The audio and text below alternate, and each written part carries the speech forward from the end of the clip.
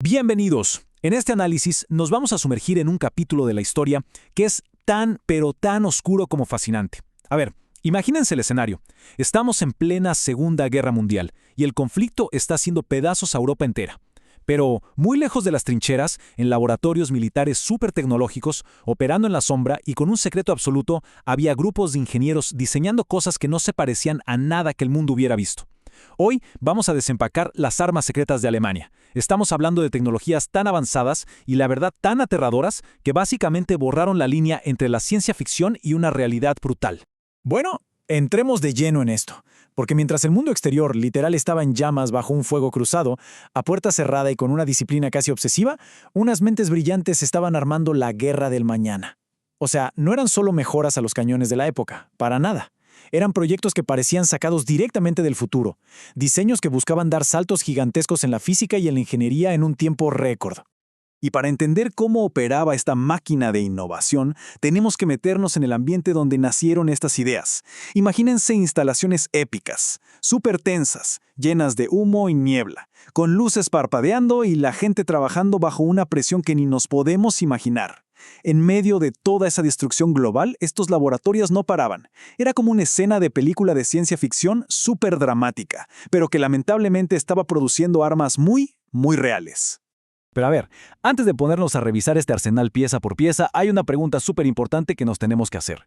¿Cómo es que armas diseñadas específicamente con el único propósito de destruir ciudades y ganar una guerra atroz, terminaron ayudando a la humanidad a viajar al espacio? Quédense con esta idea en la cabeza, porque la respuesta que vamos a ver al final cierra un ciclo histórico que les va a volar la cabeza. Y esto nos lleva a nuestra primera sección, la tecnología del terror. Aquí es donde dejamos los dibujos en papel y pasamos a los desarrollos reales. Miren, aquí hay dos piezas de ingeniería que cambiaron las reglas del juego. Primero, los cohetes B-2. Estamos hablando del primer misil balístico de largo alcance en la historia. Estos aparatos cruzaban el cielo a velocidades más rápidas que el sonido y caían sobre ciudades como Londres en cuestión de segundos. O sea, a efectos prácticos, eran imposibles de detener. Y por otro lado, tenemos el Messerschmitt M262, uno de los primeros aviones de combate a reacción. Volaba tan rápido y era tan ágil comparado con los aviones de los aliados que la verdad muchos historiadores coinciden en que si lo hubieran sacado un poco antes, podría haber cambiado por completo el rumbo de la guerra aérea.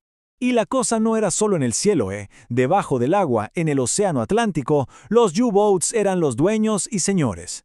No eran solo submarinos dando vueltas, era un sistema diseñado para el ataque sorpresa.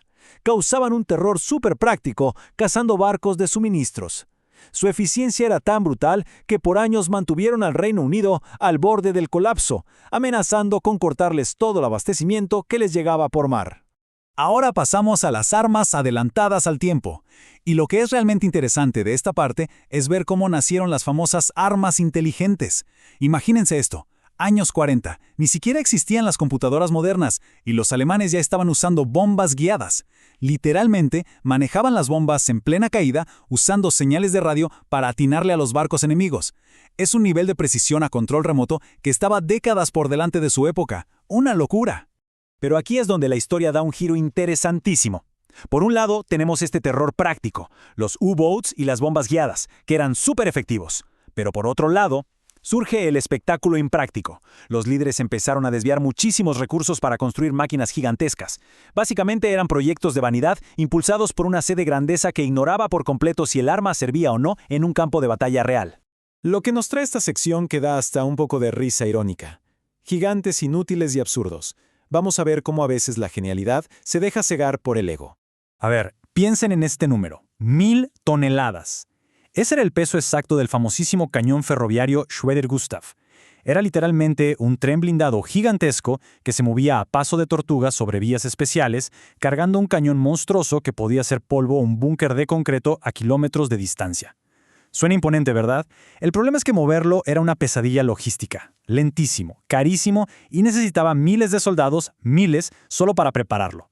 Al final, todo ese monstruo de 1000 toneladas terminó siendo solo una demostración de poder ridículamente cara.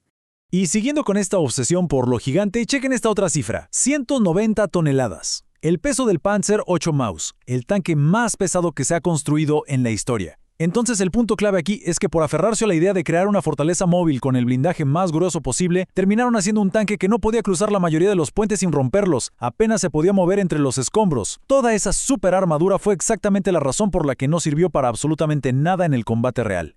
Ya hacia el final del conflicto, cuando las cosas se estaban desmoronando, empezaron a salir un montón de rumores sobre aviones experimentales extrañísimos.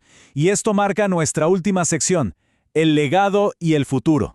Todo esto nos deja con el gran debate de nuestra época. ¿Realmente fracasaron estas armas? Si lo vemos desde el punto de vista de que no lograron ganarles la guerra, pues sí, fracasaron. Pero si abrimos un poco más la toma y vemos lo que pasó después de 1945, la historia es otra. Toda esa innovación forzada, esos desarrollos loquísimos en laboratorios oscuros, terminaron influenciando por completo la tecnología militar de todo el siglo XX. Y esto ilustra de manera brillante la gran paradoja con la que empezamos nuestro análisis. Las mismas herramientas creadas para la guerra, especialmente toda esa compleja tecnología de los cohetes B-2, fueron exactamente lo que sentó las bases para que el ser humano saliera de este planeta.